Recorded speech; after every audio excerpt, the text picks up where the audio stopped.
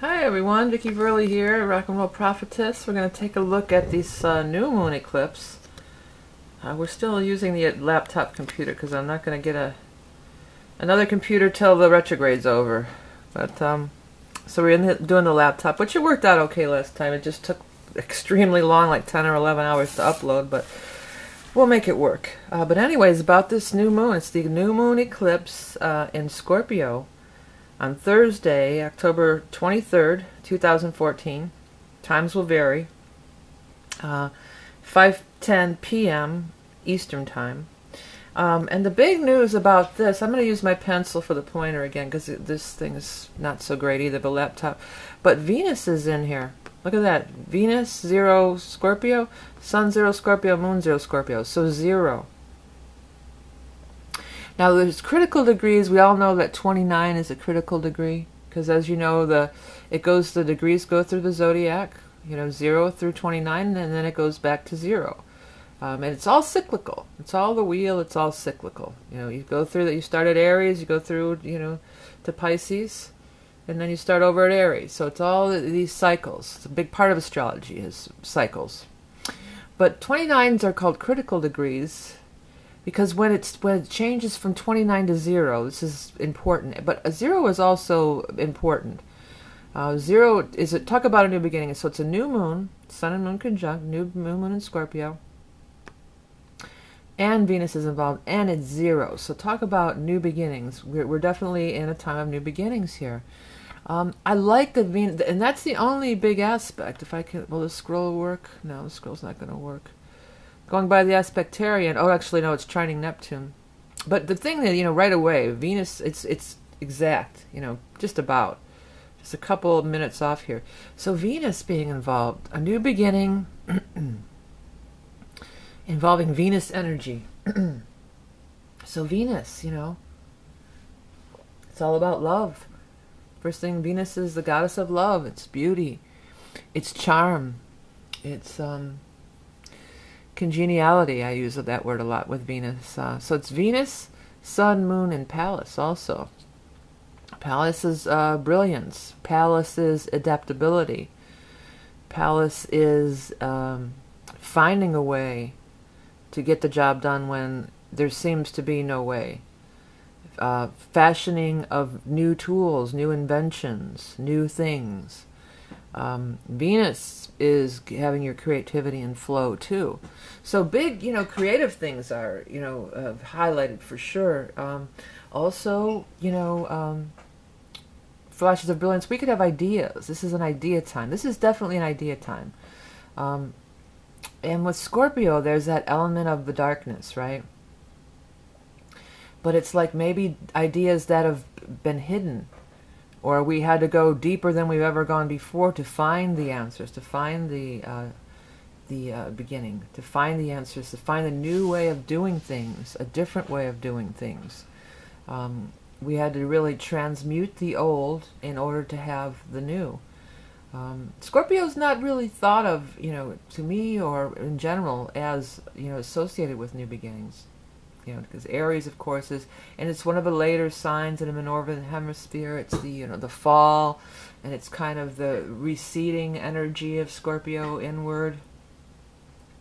But this is a time of a new beginning, and with Venus, many of you, it could be a new beginning in love. That's just right away, very obvious.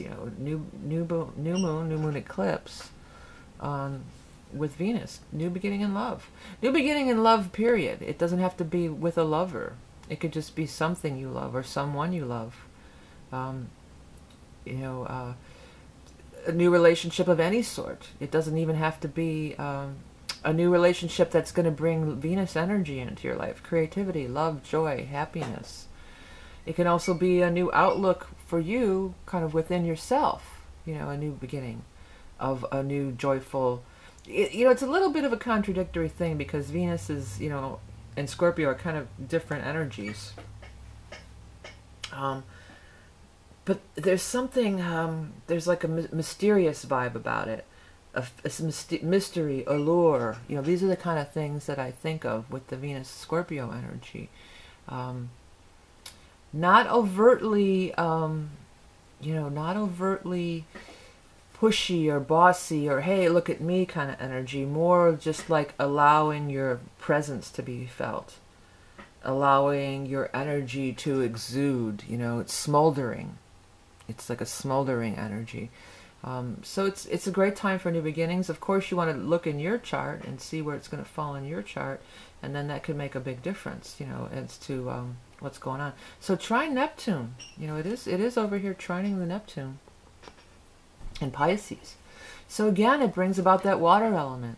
It brings about that dreamy quality, that subtleness, that quiet, silent, peaceful, on the positive side of it, you know. So there's that element. Creative things that are done, you know, there could be, with the palace is more in the head and the mental, kind of Uranian.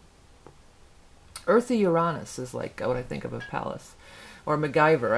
MacGyver is like a palace, Athena energy, because of the fashioning of the tools and everything. But with Neptune here, you know, coming from a deeper place again, coming from channeling, creative things that come through. Now, everybody knows who does creative work. Some of it, I mean, you can sit down and draw a picture, or you can sit down and, you know, put together a song, but the best stuff comes when you don't know where it came from, right? When you're channeling it, basically, but it's just coming through you instead of, you know, you using your brain too much to, you know, okay, well, music theory, you know, this chord goes good with this one, I'll put it together like that, and using your mind, whereas it's different, it feels different, it is different, it's better, I feel it's better when it comes through you. And the best art, and, you know, all the creativity, when it just comes, when you allow it to come through you, and that's very much what this water energy is, and Venus and Neptune energy is, and Moon even, you know, allow it to come through you.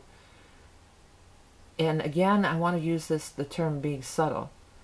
You know, Scorpios aren't out there dancing around and tap dancing and putting on a big show or creating a lot of drama. No, Scorpios don't do that. They'll actually, for the most part, Scorpios don't want to be involved in the drama. So that's the energy we're dealing with here. Like, it is serious. Scorpio's kind of serious. So it's kind of like, well, let's get serious about it. Venus, you know, is there maybe a relationship? Are we going to get serious now, or are we not? Because Scorpio does rule death too. Or are we going to do this thing or not? Are we going to, am I going to get serious about my art or not? About my craft, you know, or not? Or am I just going to, you know, you can't sidestep it anymore with Scorpio energy. It's time to get down to business and get real. It's definitely like a get real thing, you know. Scorpios don't like a lot of head game playing or anything like that. It's like, just be real with me, you know. Just tell me the truth and be real. And then you'll go far with Scorpio energy. And of course, Saturn is still in Scorpio, even though it's not in the mix with these lower degree planets. It's at 22. And Sirius has moved on here to 28, as well as Mars. So we do have some higher degree things going on here. I wanted to look at that Mars at 28 Sag. That did catch my eye too when we first opened the page up. Because it is moving on, you know, it's moving forward, it's moving on. It was in conjunction with Saturn, it's past that now. So I think a lot of that energy, that was some intense energy there with Mars and Saturn together. That was some, you know, the war thing, the war vibe, the war machine, right? And the other thing about it, 28 is near that critical degree, but what it's also near is that galactic center. And I've really been vibing on that. You know, actually my natal moon is 26 Sag, so that's why it kind of caught my eye when they said that the galactic lineup was going to be at 26 Sag, and that was the galactic center and everything. And since then, I've been really paying attention to that point. And I feel like it definitely is a point of a gateway or a channel opening or a vortex of some sort. And not just because my moon's there. You know, I'm not trying to say I'm so special, please. Honestly, I'm not. But what I'm saying is, I notice that when things are hitting that I've seen stuff. You know, I've been watching it since then for a couple of years now. And there's something about that point. So Mars going through there. Mars is ambition, drive, war, all that stuff. Mars getting on that galactic center. So I feel it puts you in touch with higher dimensions. So, that can go either way with Mars. It could be, becoming more enlightened about our attitudes and views toward aggression and war. That could be. But it also could be maybe build a better mousetrap or a better bomb or a better something. It's hard to say. I would vote for the former. I would hope for the former, and I would tend to go towards the former, because in the higher dimensions it seems as if, they're beyond war. That the energy, like war, maybe war couldn't exist in a higher realm. I don't know. This is all complete speculation. I'm not stating anything as fact. I'm just, posing, thinking out loud, I guess. Looking at it and thinking out loud. The other thing is it's trine Lilith. So again, yeah, Lilith, the ruthless woman. I feel very strong. Another thing, I've been watching Lilith for about a year, and I feel like Lilith is very much the underdog and the fighter, the freedom fighter, but the trine and the higher realms and all this Venus stuff, I feel like some of this war energy could maybe be calming down, or maybe we could be seeing the other's point of view a little more, or maybe Mars energy could help boost up the underdog, the oppressed, which in many countries still are women, horribly depressed and suppressed, so that's there too. So there's this Lilith Mars, and what would the third angle of that be? Well, it'd be somewhere in the Aries energy over here in the 20s. I wouldn't say the nodes is in on that. I don't give a wide orb. I like the 3 to 5 degree orb. I don't know if this 7-8 degree. So that's like a 9 degree. I would say no. But if you have something in like 25, 26 to 28, Aries over here, there is going to be this nice grand trine fill-in for you. And I think we do still have the trine between Uranus and Jupiter. That's still an orb.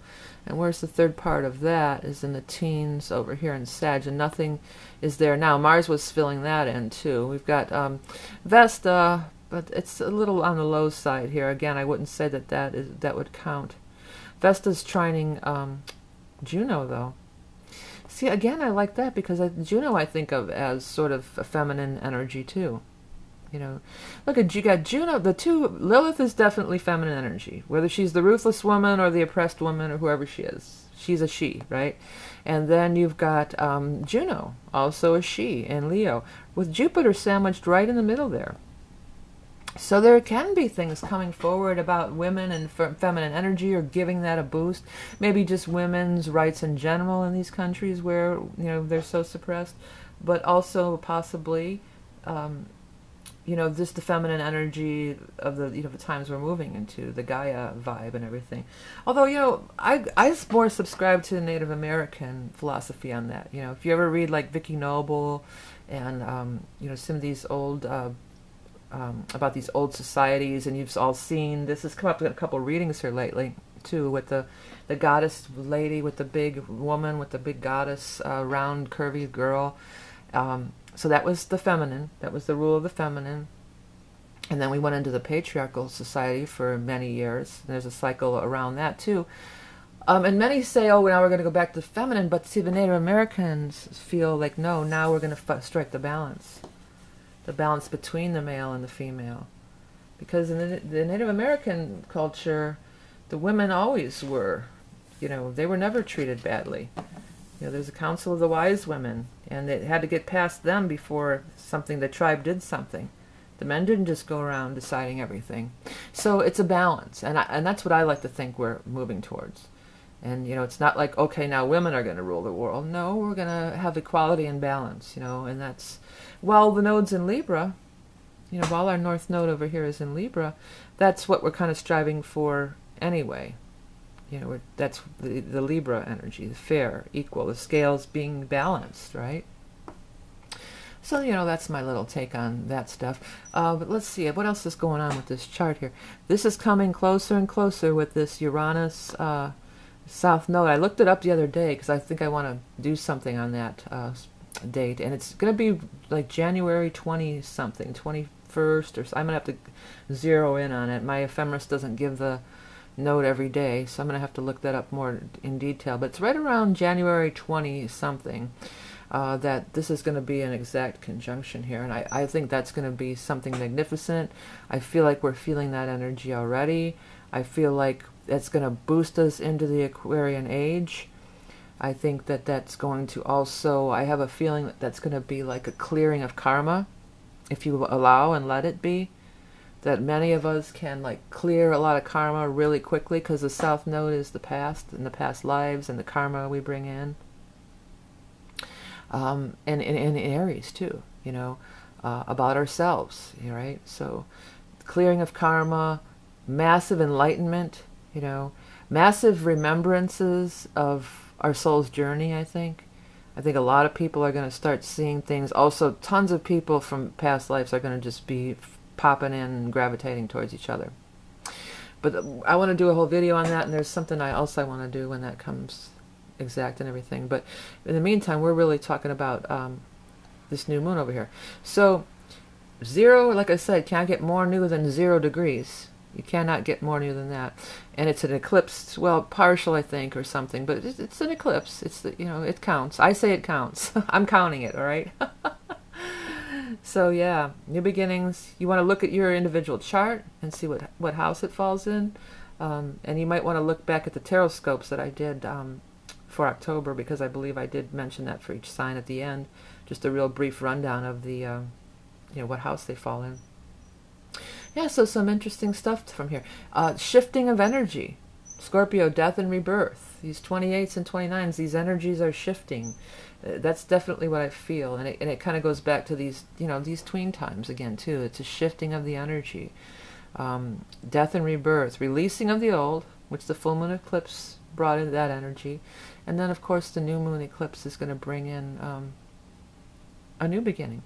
You know, with Scorpio, too, it's like, you know, you can't lie. I saw Alanis Morissette on Oprah interview or something, and she said something about when you can't lie to yourself anymore.